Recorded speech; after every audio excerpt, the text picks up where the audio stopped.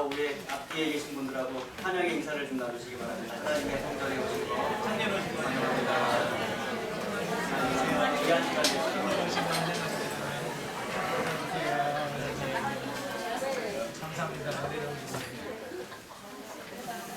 네, 우리 청년들과 학생들의 찬양이 아름다웠습니까? 네. 각각이 부르다가 또 함께 합창으로 부르고 하는 이 찬양이 참으로 아름다웠습니다. 아멘. 아주 아름다운 찬양으로 하나님께 영광을 돌려주시고 또 우리에게도 큰 은혜를 주시는 청년들과 학생들 또 찬양들에 감사를 드립니다. 오랜만에 오신 분들이 좀 계세요. 그래서 좀 인사를 좀 드리도록 하겠습니다. 우리 전하철 선생님 이거 오랜만에 뵙습니다. 네, 환영합니다. 네, 이렇게 부탁드립니다. 한박성 본거님도 침례 받으시고 못 뵈셨는데 너무 반갑습니다. 우리 강서윤 집사님도 참 오랜만에 뵈요.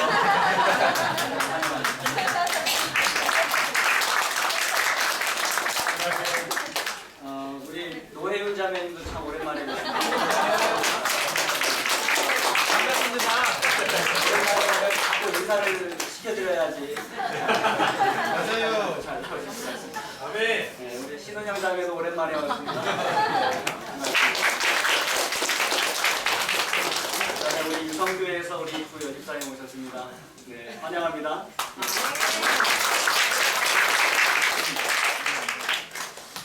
연말 기도 주일이 있습니다. 벌써 연말이 다가옵니다. 11월 25일부터 29일까지 저희가 월요일부터 금요일까지는 새벽 5시에 새벽 기도회를 하고 또 저녁 7시 30분에는 새벽 5시 30분에는 기도력 낭독을 하면서 우리 새벽 기도회를 하고요. 그 다음에 저녁 7시 30분에는 연합회에서 준비한 박성화 목사님을 강사로 한 그 연말 기도 주일 집회가 있습니다. 그 말씀을 저희들이 함께 모여서 듣도록 하겠습니다. 그 순서표를 이제 제가 이번 주나 이렇게 좀 붙이겠습니다. 여러분들이 그 자리에 기도하실 순서, 낭독문 읽으실 순서에 원하시는 자리에 성함을 기록하시고 함께 동참해 주시면 좋겠습니다. 교회 김장이 11월 27일 수요일에 있습니다. 많은 분들이 참여하셔서 또 내년도 한 해를 먹을 김장을 같이 준비하셨으면 좋겠습니다. 연말 기도 주일이 맞춰지는 안식일 11월 30일 안식일에는 우리가 세종 예식과 성만찬 예식으로 함께 모이겠습니다. 여러분 한 해를 잘 마무리하시면서 또 하나님 안에서 준비된 마음으로 세종 예식과 성만찬 예식을 함께 준비해 주시기 바랍니다. 우리 성전 건축을 위한 표 함께 외쳐보도록 하겠습니다. 자, 함께 외치겠습니다. 여호와 이레 하나님께서 준비하셨다. 연합하여 기도하자. 내년에는 새 성전에서. 네, 다시 한번 외치겠습니다. 여호와 이레 하나님께서 준비하셨다. 연합하여 기도하자. 내년에는 새 성전에서. 아멘. 하나님께서 우리 새 성전을 향한 우리의 소망을 하나님께서 이루어주시길 간절히 바랍니다. 베드로전서에 있는 말씀입니다. 3장 13절, 14절, 17절에 있는 말씀 함께 읽도록 하겠습니다. 제가 13절 읽고 성도님들이 14절 읽어주십시오. 17절은 함께 읽겠습니다. 또 너희가 열심으로 선을 행하면 누가 너희를 해하리오? 그러나 너희를 위하여 고난을 받으면 복이 있는 자니 그들이 두려워하는 것을 두려워하지 말며 의심하지 말고. 17절 함께 시작. 선을 행함으로 고난받는 것이 하나님의 뜻일진데 악을 행함으로 고난받는 것보다 나으리라. 오늘 본문 말씀 우리가 읽으면서 발견하게 되는 것이 있는데 반복되는 말이 있다는 것입니다. 무엇이 있습니까? 네, 선이 있습니다. 선. 여기 선이 나오고요. 여기 선이 나오고 14절에는 의라고 나오지만 사실은 선이라고 바꾸어도 괜찮은 그런 말을 보면 되시겠습니다. 또 무엇이 있습니까? 네, 고난이 있습니다. 의를 위하여 고난을 받으면 또 13절에는 선을 행하면 누가 너희를 해하리오 라는 말씀이 있고요. 17절에는 선을 행함으로 고난받는 것이 하나님의 뜻일진데 이렇게 하는 말씀이 있어요. 이 베드로 사도가 편지를 쓰고 있는데 이 편지를 받고 있는 이 사람들은 고난의 직면에 있었습니다. 그들은 그리스인들로서 선하게 살았어요. 하나님을 믿는 믿음을 가지고 착하게 살았습니다. 그런데 네로 황제의 아래서 박해를 받게 되고 환란의 시기를 맞이하게 되고 이제는 핍박 아래 살게 된 것입니다. 그들 대부분은 여기 보시면 본도, 갈라디아, 갑바도기아, 아시아, 비두니아 이 지역에 살던 이방인 그리스도인들이었습니다. 유대인들이 아닌 대부분이 이방인이었다가 그리스도인이 된 그런 사람들이었어요. 이제 베드로가 나이가 들었어요. 젊을 때는 그러지 못했는데 나이가 들어서 부드러워지고 사랑이 많아졌습니다. 이 지도자가 된 베드로가 그래서 이 소아시아 지역에 있는 이방인 그리스도인들에게 편지 쓰는 것입니다. 그러면서 베드로가 먼저 그들이 받은 축복에 대하여 언급을 합니다. 베드로전서 1장 1절로 4절의 말씀을 함께 교독하도록 하겠습니다. 제가 1절과 3절을 읽겠습니다. 2절 4절 읽어주십시오.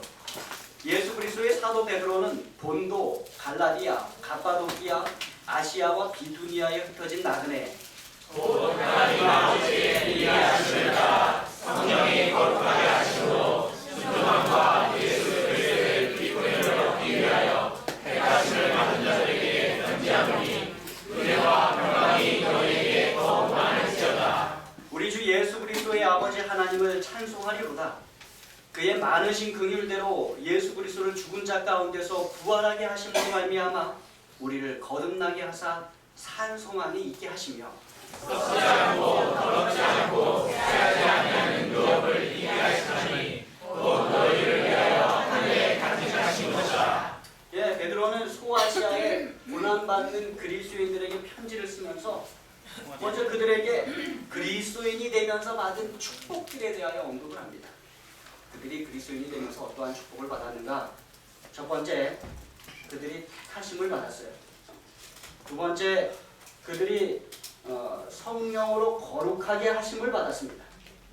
세 번째, 그들이 많은 긍휼을 받았어요.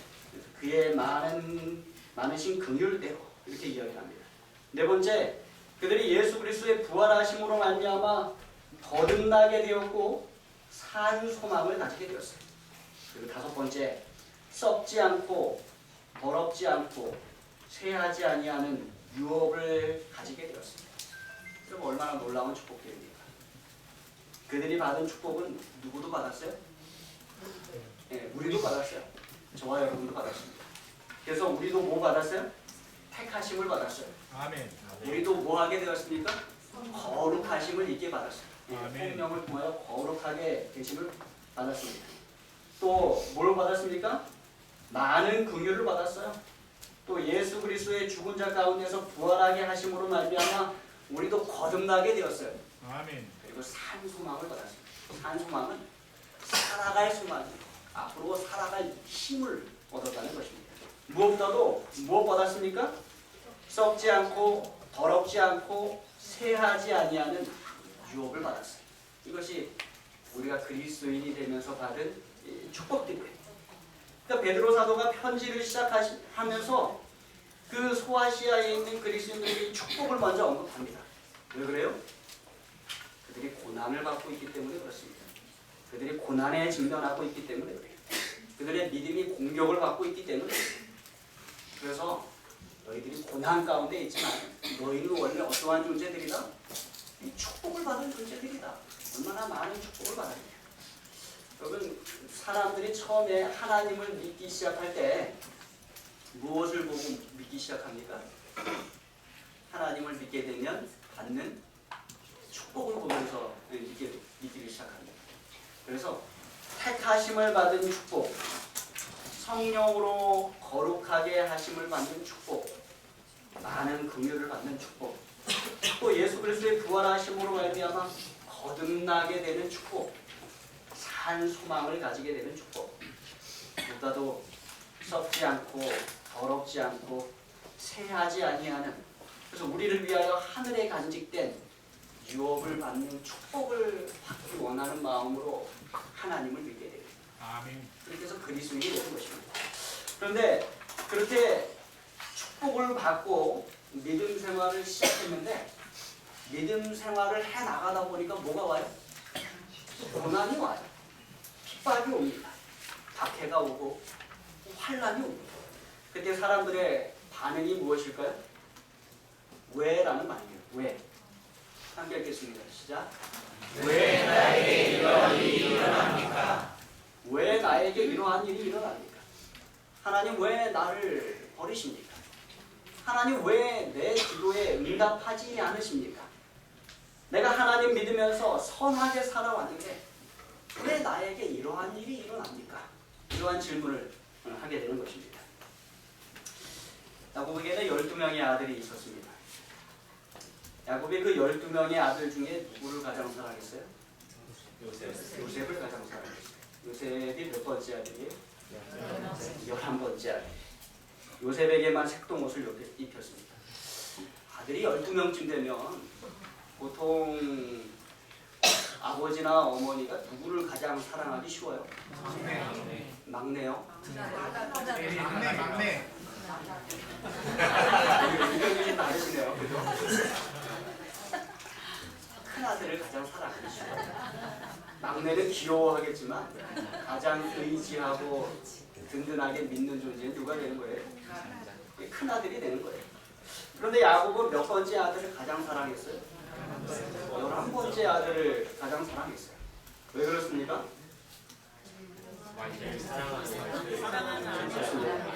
야곱에게 아내가 4명이 있었는데 요셉이 그가 가장 사랑하는 아내 라헬이 낳은 첫째 아들이었기 때문에 그래요. 그래서 요셉을 가장 사랑했던 것입니다.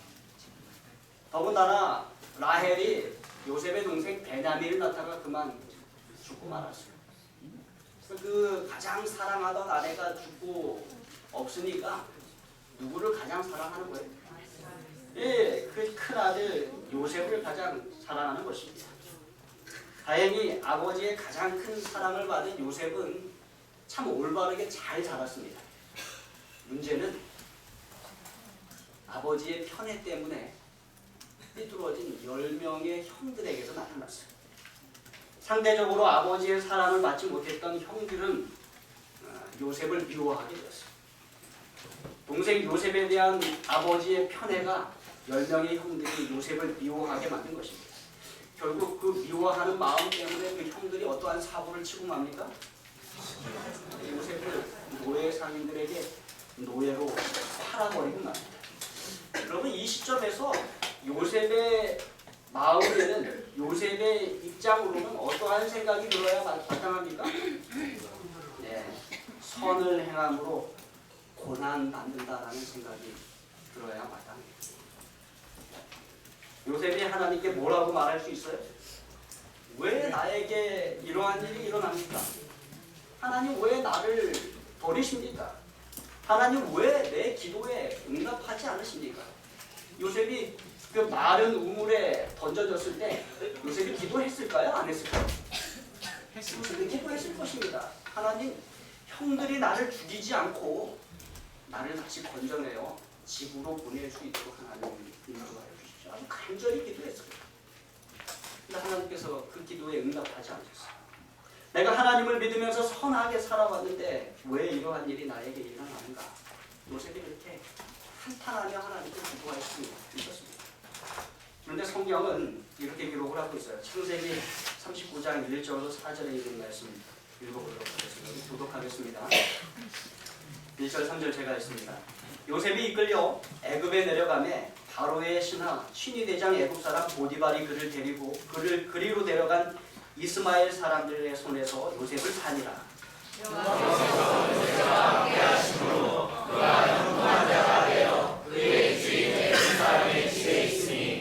그의 주인이 여호와께서 그와 함께 하심을 보며 또 여호와께서 그의 범사에 형통하게 하심을 보았더라.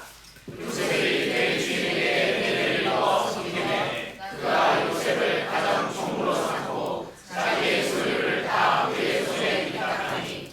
요셉이 노예로 팔려서 애굽으로 끌려갔어요. 거기서 누구를 만나게 돼요? 바로의 신하 친위대장 보디발을 만나게 됩니다. 그리고 그 집에 노예 종이 되고 말았습니다. 그런데 이 구조를 설명하는 가운데서 반복되어 나오는 말이 있어요. 그게 무엇입니까?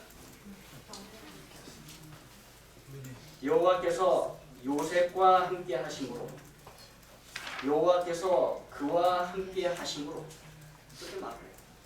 요셉이 노예로 팔려갔는데 여호와께서 요셉과 함께 하심으로, 여호와께서 그와 함께 하심으로, 성경은 이렇게 설명합니다. 그리고 우리가 이어서 창세기 39장 20절로 23절에 있는 말씀을 또 읽어보겠습니다. 이에 요셉의 주인이 그를 잡아 옥에 가두니 그 옥은 왕의 제수를 가두는 곳이었더라. 요셉이 옥에 갇혔으나 여호와께서 요셉과 함께하시고 그에게 인자를 더하사 간수장에게 그를 함께하시네. 간수장이 옥중 제수를 다 요셉의 손에 맡김으로 그 재반 사물을 요셉이 처리하고, 간수장은 그의 손에 맡긴 것을 무엇이든지 살펴보지 아니하였으니 이는 여호와께서 요셉과 함께하시니라. 여호와께서 그를 범사에 형통하게 하셨다. 요셉이 보디발의 집에서 아주 성실하게 그 맡은 일을 잘 수행을 했습니다. 얼마나 성실하게 했는지 결국에는 종들 가운데서도 가장 우두머리가 되었습니다. 그런데 그만 누명을 쓰고 어디 가게 되었어요? 감옥에 가게 되었어요. 선을 행했는데 어떻게 된 것입니까? 고난을 받게 된 것입니다. 그리고 감옥에 갔는데 그 감옥에 간 부분을 설명하면서 성경이 또 반복하는 말씀이 있어요. 그게 뭐예요? 예, 여호와께서 요셉과 함께 하시고, 또 나오죠. 밑에 보면 여호와께서 요셉과 함께 하십니다. 그러니까 창세기 39장에만 여호와께서 요셉과 함께 했다는 말이 4번이 나오게 됩니다. 근데 2번이 다 안 좋은 일이었어요. 한 번은 형들에 의하여 노예로 팔려가서 보디발의 집안에 노예가 된 상황이었고, 다른 한 번은 억울하게 누명을 쓰고 감옥에 간 상황이었어요. 그런데 그 안 좋은 때마다, 그 고난을 당할 때마다 뭐가 자꾸 반복이 돼요? 여호와께서 요셉과 함께 하셨다. 여호와께서 요셉과 함께 하셨다. 선을 행함으로 고난을 받게 된 상황에서 여호와께서 요셉과 함께 하심으로, 이 말씀을 하나님은 반복적으로 기록되도록 그렇게 역사하신 것입니다. 여러분, 이 말씀이 누구를 위하여 기록되었을까요? 여호와께서 요셉과 함께 하십니다. 이 요셉을 위해서 기록되었습니까? 그렇지 않습니다. 요셉은 이 성경을 읽어본 일이 없어요. 요셉은 그러한 삶을 살았지만 여호와께서 요셉과 함께 하심으로 라는 기록을 읽어보지 못했어요. 그럼 누구를 위하여 기록된 것이에요? 네, 성경을 읽는 우리를 위하여 그렇게 기록이 된 것입니다. 여호와께서 요셉과 함께 하심으로, 하나님께서는 요셉의 시련과 고난 속에서 그와 함께 하셨어요. 그것을 4번이나 하나님께서는 기록하게 하셨습니다. 그래서 성경을 읽는 우리가 지나치지 않고 꼭 확인할 수 있도록 어떻게 하신 거예요? 반복하신 거예요. 1번도 아니고 2번도 아니고 3번도 아니고 몇 번씩이나? 4번씩이나 기록하시면서 지나치지 못하도록 그렇게 기록하신 것입니다. 만약에 하나님께서 창세기 39장에 여호와께서 요셉과 함께 하심으로 라는 구절을 빼버렸더라면 어떻게 되었을까요? 그 성경을 읽는 우리는 어떠한 오해를 하기가 쉬워요? 하나님께서 어려움 가운데 빠진 요셉을 버려두셨구나, 모른 척 하셨구나, 이렇게 오해하기가 쉽습니다. 그런데 하나님께서는 4번씩이나 그 말씀을 반복하시면서 요셉이 선을 행하다가 고난당할 때 누가 함께 하셨다? 여호와께서 함께 하셨다. 요셉이 또 선을 행하다가 또 고난을 당할 때 누가 함께 하셨다? 여호와께서 함께 하셨다.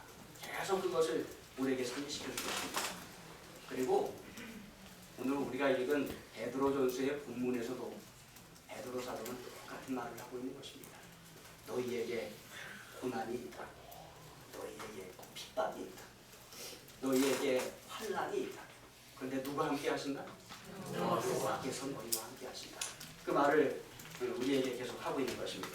자, 그러한 생각을 가지고 이 베드로전서의 본문의 말씀을 저희들이 다시 한번 좀 살펴보겠습니다. 13절 말씀 함께 읽겠습니다. 시작. 또 너희가 열심으로 선을 행하면 누가 너희를 대하리요. 통상적으로 일반적으로 그렇다는 것입니다. 여러분이 어떠한 사람에게 열심으로 선을 행한다면 누가 여러분을 해치겠습니까? 선을 행하는 사람을 해칠 사람은 없다는 것입니다. 통상적으로 그렇다는 것입니다. 예를 들어서 이 집에 누가 강아지를 한 마리 가져다 주었다고 한번 생각을 해보겠습니다. 저희 집에 강아지 없습니다. 이제 가져가 가는 거예요. 저희 아들들이 상당히 원하지만 쉬운 일이 아니기 때문에 저희 강아지는 못 키우고 있습니다. 근데 강아지를 한 마리 가져다 줬는데 제가 강아지를 보면서 어떤 생각이 드냐면 아 이거 못 키우겠다 이런 생각이 드는 것입니다. 야 이거 어떻게 키우겠어? 어디 다른 데 좀 갖다 줘야 되겠다 이런 생각을 가지게 됐어요. 그리고 잠시 밖에 나갔다 집에 돌아오는데 강아지가 어떻게 합니까? 반갑게 꼬리를 흔들면서 저에게 자신의 모든 관심을 가지고 일골수일투족을 따라다니면서 온갖 기쁨을 저에게 줍니다. 놀아달라고 하고 또 귀엽게 하고 많은 즐거움을 주고 이렇게 합니다. 그 모습을 보고 제가 어떻게 할까요? 그릇을 2개를 가져다가 하나에는 물을 떠다가 주고 하나에는 사료를 떠다가 주고 강아지를 쓰다듬기도 하고 얼렁 들어놓은 그 놈의 배를 이렇게 만지기도 하고 아주 기분 좋은 모습으로 이제 잠자리에 듭니다. 다음날 아침에 일어나면 강아지가 어떻게 합니까? 기다렸다는 듯이 저에게 와서 이제 재롱도 피우고 또 기쁘게 하고 모든 관심을 저에게 줘요. 저희 아들들은 어디에 있는데? 침대에서 일어나지도 않고 누가 가장 저를 반겨주는 것입니까? 강아지가 반겨주는 것입니다. 그러면 어떻게 해? 안 되겠다 이거 못 키우겠다 멀리 보내야 되겠다 라고 생각했던 그 사람의 마음에 뭐가 자꾸 일어나는 거예요? 아 이거 너무 귀엽고 너무 예쁘네 기분이 좋고 또 같이 있으면 위로가 되고 이러니까 그 생각을 바꿔서 강아지를 멀리 보내지 않게 된다는 거예요. 너희가 열심으로 선을 행하면 누가 너희를 해하리. 처음에 조금 멀리 하려고 했던 사람도 해하려고 했던 사람도 그 생각을 바꾼다는 것입니다. 일반적으로 통상적으로 그렇다는 것입니다. 그런데 이 일반적이고 통상적인 원칙이 깨지는 경우가 있어요. 이게 뭔가 하면 하나님을 믿는다는 이유로 미움을 받고 예수를 믿는다는 이유로 고난을 받는 경우 악을 행한 적이 없습니다. 뭔가 죄를 저지른 적이 없습니다. 그런데 외부에서 박해가 오는 것입니다. 여러분 현재 우리는 신앙적인 이유로 큰 박해를 당하거나 또 큰 고난을 당하지는 않습니다. 그렇죠? 예전에 비하면 안식일 때문에 학교에서 어려움 당하지 않습니다. 예전에 제가 국민학교 다닐 때 또 어르신들이 많이 그렇게 다닐 때 국민학교 다니면서 안식일 지키는 것이 정말로 어려웠어요. 그래서 부모들이 신앙하는 부모들이 될 수 있으면 자녀들을 어디로 보냈어요? 다 삼육학교로 보내는 것입니다. 저 같은 경우도 그 시골에서 농사 짓는 그분들이 그 농사 짓는 분들이 무슨 돈이 있겠습니까?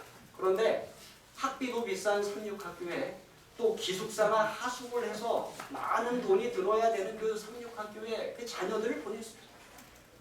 안식일을 지키기 위해서 고난과 어려움과 핍박이 있었기 때문에 불러 보낸 것입니다. 그런데 예전에 비하면 우리는 정말로 그러한 것이 없어진 시대에 살고 있습니다. 또 중국이나 북한이나 다른 기독교 신앙이 어려운 나라들과 그러한 것들에 비하면 우리는 정말로 편안하게 신앙을 하고 있습니다. 그럼에도 불구하고 여러분이 가진 신앙 때문에 고난을 당하는 경험이 있으십니까? 아픔을 당하는 경험이 있으세요? 있습니다. 특별히 재림 신자이기 때문에 당하는 아픔과 고난이 있습니다. 교회 다닌다고 하면 어느 교회 다니십니까? 물어보죠. 그럼 우리가 제7일 안식일 예수재림교회 다닙니다. 그러면 알아들은 사람은 왜 거길 다니냐고 어디 가라고 일반적으로 다 다니는 일요일날 교회 가면 그곳에 가라 이렇게 소개를 많이 합니다. 이번에도 우리가 100세 시대를 위한 건강요리 세미나를 열었어요. 14분이나 되는 구도자들이 오셨습니다. 그분들 우리가 좋은 것을 베풀고 가르쳐주고 여니까 오시기는 해요. 그런데 그분들 중에 많은 분들이 뭘 가지고 와요? 경계심을 가지고 옵니다. 여기 가서 내가 이걸 배우기는 하되 여기서 가르치는 것은 들으면 안 돼 라는 경계심을 가지고 와요. 상당히 경비하면서 이렇게 옵니다. 그럼 와 보니까 어때요? 상당히 좋아요. 이게 상당히 좋은 분들이에요. 그리고 뭐 음식도 같이 차려줘서 먹고 또 좋은 것도 나누고 건강 기별도 나누고 참 좋습니다. 그런데도 마음이 어때요? 열리지 않아. 이렇게 여전히 닫혀 있어요. 그래서 그분들 가운데 약 5분이 또 이번에 선교 단풍 여행에 함께 가셨습니다. 우리가 이제 같이 이렇게 아름다운 좋은 곳에 가십시다 해서 가셨어요. 그런데도 여러분 그분들의 마음이 어떨까요? 여전히 100% 열리지 않아요. 여전히 약간 경계합니다. 우리가 대전한 차를 같이 타고 가고 우리가 대접해드리는 점심 식사를 같이 하면서도 여전히 뭐예요? 여전히 거리를 조금씩 줍니다. 이게 제가 그래서 제가 마음이 아파요. 이게 고난이구나. 우리가 재림교인으로서 그분들에게 뭔가 이렇게 악을 행하거나 하는 것이 아닌데 자꾸 뭐합니까? 자꾸 경계. 뭐 그분들뿐만이 아니에요. 이 사회에 나가서 내가 재림교인입니다. 내가 그리스도인입니다. 하나님을 믿습니다. 수많은 사람들이 그렇게 하는 사람들 많아요. 그리고 언젠가 앞으로 우리가 그리스도인이기 때문에 우리가 재림교인이기 때문에 핍박과 환난과 또 박해를 받을 그날이 곧 다가옵니다. 그런데 그럴 수 있다는 거예요. 베드로는 그럴 수 있다 이렇게 이야기합니다. 선을 행하면서 고난을 받을 수 있다. 그러면서 선을 행하면서 고난을 받게 될 때 어떻게 해야 되는가 오늘 말씀을 통하여 우리에게 설명을 해줍니다. 그게 14절로 17절의 말씀이에요. 우리 함께 교독하도록 하겠습니다. 14절과 16절 제가 있습니다. 그러나 의를 위하여 고난을 받으면 복 있는 자니 그들이 두려워하는 것을 두려워하지 말며 근심하지 말고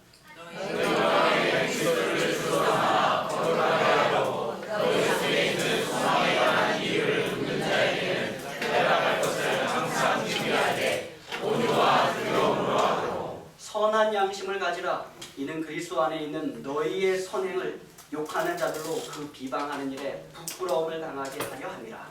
선을 행함으로 고난받는 것이 하나님의 뜻이시되 악을 행함으로 고난받는 것과 다르니라. 의를 위하여 고난을 받으면, 다시 말해서 선을 행함으로 고난을 받으면 어떻게 해야 되는가? 베드로 사도가 우리에게 권면합니다. 3가지로 요약할 수 있겠어요. 첫 번째, 그것은 복된 것이다. 그것은 복된 것이니, 여기 뭐라고 했어요? 고난을 받으면 복이 있는 자니 뭐하지 말라? 두려워하거나 근심하지 말라. 이게 첫 번째입니다. 두 번째, 마음에 그리스도를 주로 삼아 뭐하게 하고? 거룩하게 하고 너희 속에 소망에 관한 이유를 묻는 자들에게 대답할 것을 어떻게 해요? 항상 준비하되 온유와 두려움으로 하고 이렇게 이야기합니다. 이게 두 번째입니다. 세 번째, 뭐하라? 선한 양심을 가져라. 이는 그리스도 안에 있는 너희의 선행을 욕하는 자들로 그 비방하는 일에 부끄러움을 당하게 하려 합니다. 그리고 17절에 결론적으로 이야기합니다. 선을 행함으로 고난받는 것이 무엇이다? 하나님의 뜻이다. 이렇게 이야기합니다. 악을 행함으로 고난받는 것보다 그 의를 위하여 고난을 받으면, 다시 말하면 선을 행함으로 고난을 받으면 어떻게 해야 되는가? 3가지 기억하라. 이렇게 이야기합니다. 첫 번째 뭐라고요? 복된 것이다. 그거는 복 있는 것이다. 두려워하지 말고 근심하지 말라. 왜 복된 것인가? 우리 재림교회 주석에 있는 말씀 함께 읽겠습니다. 시작. 우리는 하나님께서 우리의 보좌에 확고하게 앉으셔서 모든 헌신하는 사람들의 문제들을 당신 수위에 잡고 계심을 결코 잊지 말아야. 하나님께서 우주의 보좌에 확고하게 앉으셔서 모든 헌신한 사람들의 문제들을 어떻게 하고 계세요? 하나님의 수중에 다 잡고 계십니다. 다 알고 계십니다. 그러니까 의를 위하여 고난받더라도, 다시 말하므로 선을 행함으로 고난을 받더라도 그것을 두려워하거나 근심하지 말고 오히려 어떻게 여겨라? 복이 있는 것으로 여겨라. 여러분, 신앙생활하다가 의를 위하여 고난받게 돼요. 선을 행함에도 불구하고 고난받게 됩니다. 그러나 누가 다 알고 계세요? 하나님이 알고 계세요. 하나님이 그 손에 다 쥐고 계십니다. 그래서 여러분, 그러한 일이 올 때 두려워하거나 무서워하지 마시고 뭐 하십시오? 그것을 복된 것으로 여기게 되기를 간절히 바랍니다. 아멘. 두 번째는 무엇이었습니까? 마음에 그리스도를 주로 삼아 거룩하게 하고 너희 속에 있는 소망에 관한 이유를 묻는 자들에게 대답할 것을 준비하되 온유와 두려움으로 하라 이렇게 얘기해. 고난이 다가옵니다. 핍박이 와요. 그러면 여러분 그렇게 고난이 오고 핍박이 오더라도 예수 그리스도를 마음의 주로 굳게 잡으라는 것입니다. 흔들리지 않도록 굳게 잡으라는 것입니다. 그 다음에 뭘 준비하라?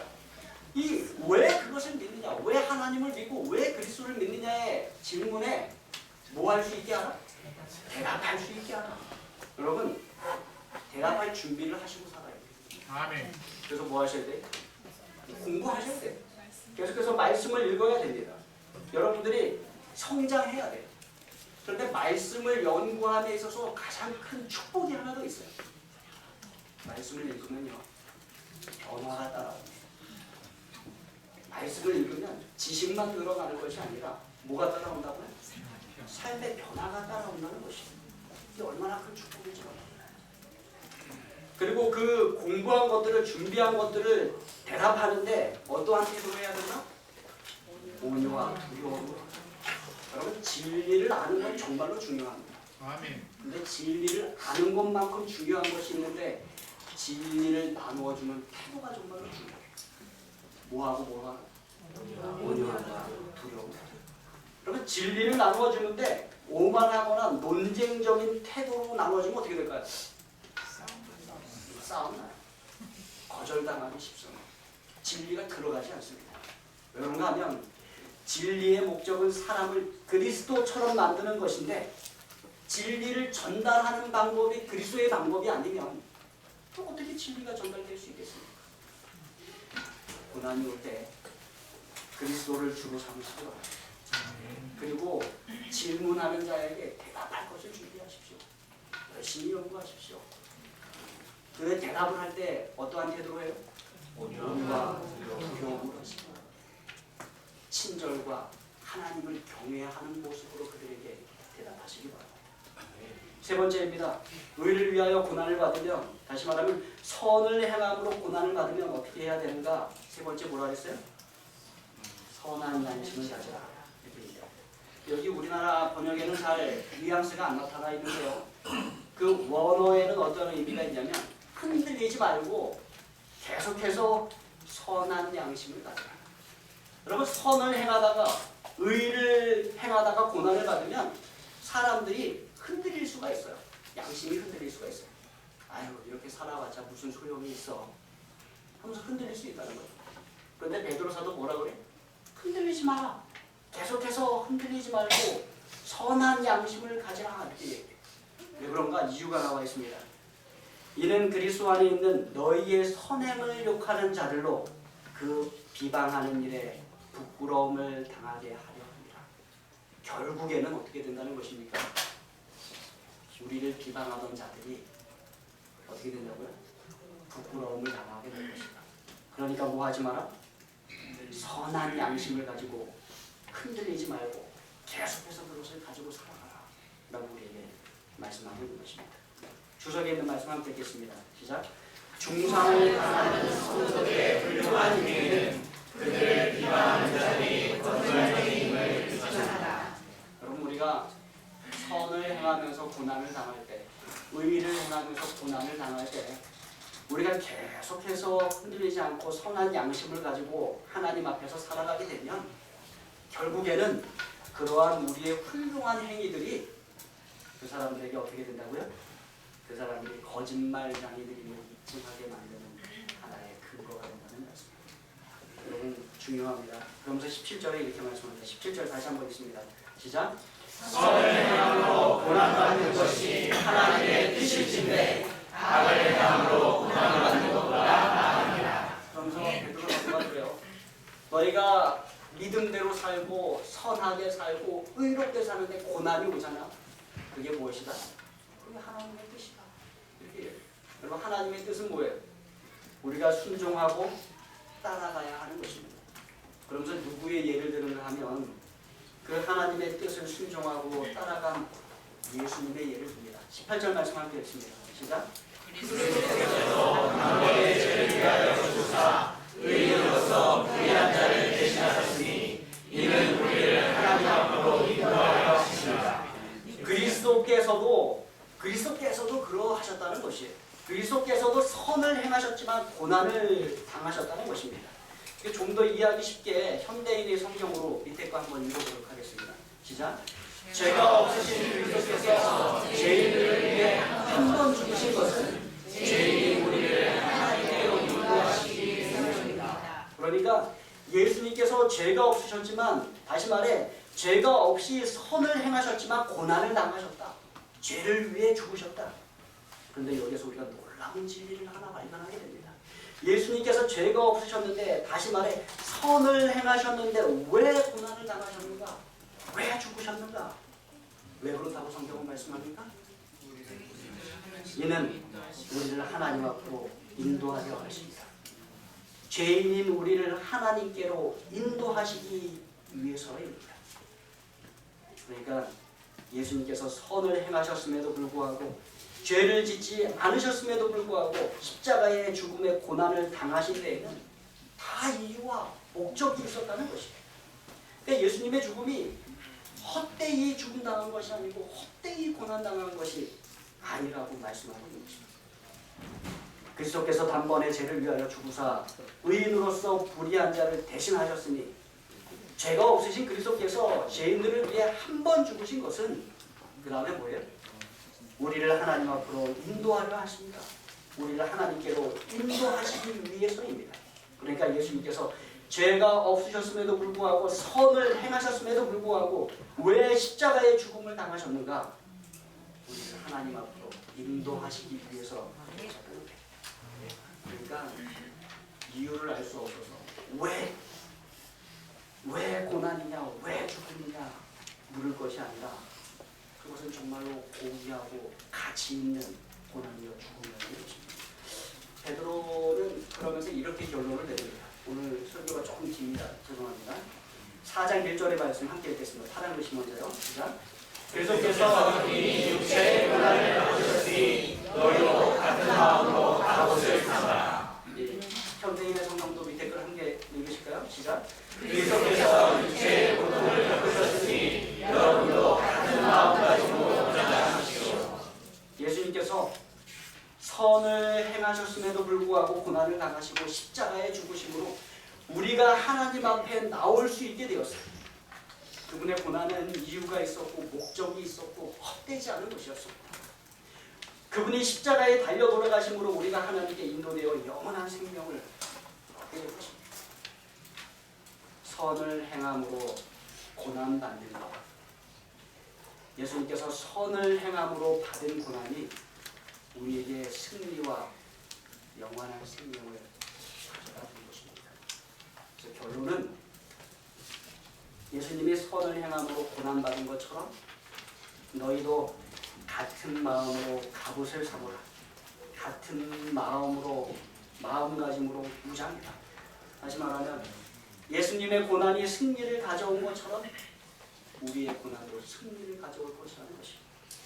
사람들은 우리가 선을 행함으로 고난받을 때 우리의 그러한 모습 속에서 하나님의 강력한 기별을 보게 된다는 것을 여러분 기억하시기 바랍니다. 아멘. 보디발이 요셉의 고난의 모습 속에서 하나님께서 그와 함께 하심을 보았듯이, 간수가 요셉의 고난의 모습 속에서 하나님이 그와 함께 하심을 보았듯이, 우리 주변의 사람들이 우리가 선을 행함에도 불구하고 고난받는 것을 볼 때 뭘 봐요?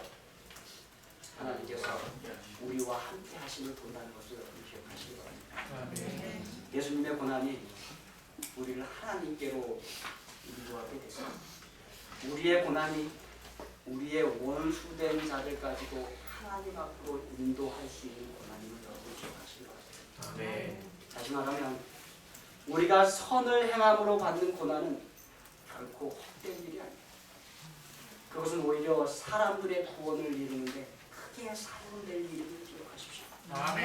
하나님은 예수님의 십자가를 통해 우리를 하나님 앞으로 이끄셨고, 우리의 십자가를 통해 우리 주변의 사람을 하나님 앞으로 이끄시는 하나님이신 걸 기억하시기 바랍니다. 아멘. 무엇보다도 그 모든 고난의 순간에 하나님께서 우리와 함께 하실 것입니다.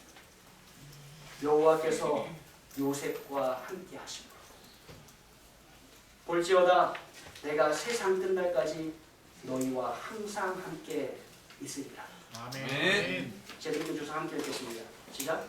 그리스도는 우리를 위해 고난을 받으셨으므로 그리스도의 이름으로 노를 받는 것은 우리의 특권이라. 여러분 그 고귀한 특권을 놓치지 않는 저와 여러분에게 바라면서 말씀을 마치겠습니다. 아멘.